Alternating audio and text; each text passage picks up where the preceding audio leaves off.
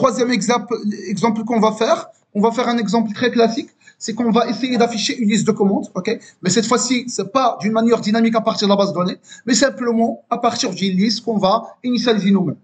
Donc rapidement, je vais créer un dossier qui s'appelle shared, au sein duquel je vais créer un autre dossier qui s'appelle modèle, au sein duquel, oulala, Shift F6, Shift F6, au sein duquel je vais créer un dossier qui s'appelle, un fichier qui s'appelle commande.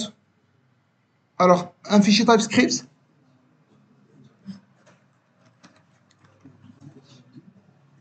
Donc, export class commande. Alors, il contient les attributs id do point number. Par la suite, ref de type string. Par la suite, total de type number. Et ça marche. Alors maintenant, qu'est-ce que je vais faire? Je vais aller sur mon app, je vais créer une liste. Alors, vu que cette liste, je veux qu'elle soit bindée à l'interface graphique, je vais le faire avec useState. Donc, je vais faire useState. useState de quoi? useState de items. Et cette items, elle est là. Alors, le type c'est quoi? C'est commande entre crochets. Et je vais le remplir via un array de commandes. Donc, new command. Je vais faire un constructeur avec argument. Donc, insérer constructeur. Ref total id.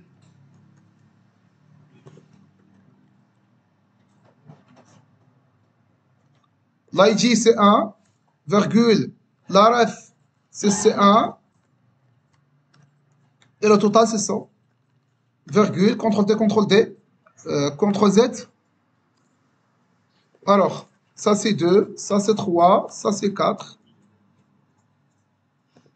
ça c'est C4, ça c'est C3, ça c'est C2, C1, ça c'est 2, ça c'est 3, ça c'est 4. Donc, je viens d'alimenter la liste des commandes via l'instanciation de plusieurs instances. Okay? Donc, maintenant, qu'est-ce que je vais faire? Je vais afficher un petit tableau. Qu'est-ce qu'il contient le tableau? Il contient ces éléments-là. Alors, donc, je vais faire un table au sein duquel je vais avoir un t-hit, au sein duquel je vais avoir un th étoile 4. Alors, tout ça, c'est la première partie. Par la suite, je vais faire un t-body au sein duquel il y a un tr, tabulation. Donc, le th, c'est quoi? C'est l'id. Par la suite, le ref. Par la suite, le total et l'action. Ça, c'est la partie t-hit. Alors, pour le t-body, je vais faire une boucle. Donc, je vais faire items. Donc, j'ouvre l'accolade de la partie dynamique. Items. Je vais faire un map. Je vais mapper quoi? Je vais mapper les éléments. Ça veut dire le item. On pourra faire le item commande, virgule, le index. Alors, je vais faire, entre parenthèses, le item de point commande, virgule, le index de type number. Et je boucle. J'ouvre les accolades. J'ouvre plutôt les parenthèses, ok? Puisque je vais mapper à une interface graphique, donc les parenthèses, c'est pour les interfaces graphiques. Et maintenant, je vais faire un petit TD. Donc maintenant, je vais faire un TR plutôt.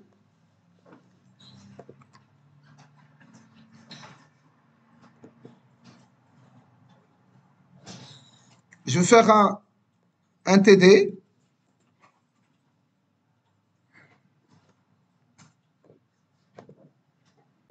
Alors, donc je vais continuer. Donc, je vais faire mon TR. Bien évidemment, je voudrais être au sein de t-body.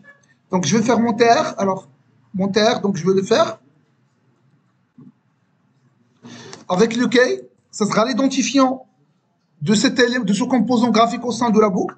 Donc, soit je fais l'index, ok, ça c'est la première option, ou bien je fais item.id, c'est la même chose pour ce qui est index est unique, et le item.id c'est unique. L'essentiel d'avoir quelque chose qui est unique. Alors, par la suite, au sein de TR, je vais faire des quoi? Des TD.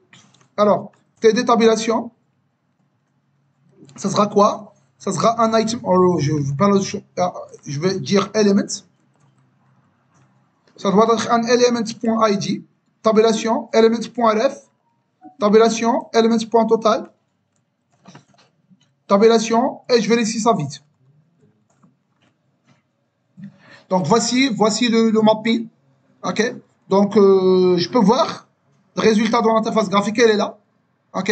Elle affiche l'action, la partie action, elle est vide. Donc, je vais peaufiner ça par l'installation Bootstrap. Comme ça, je peux avoir un design plus agréable.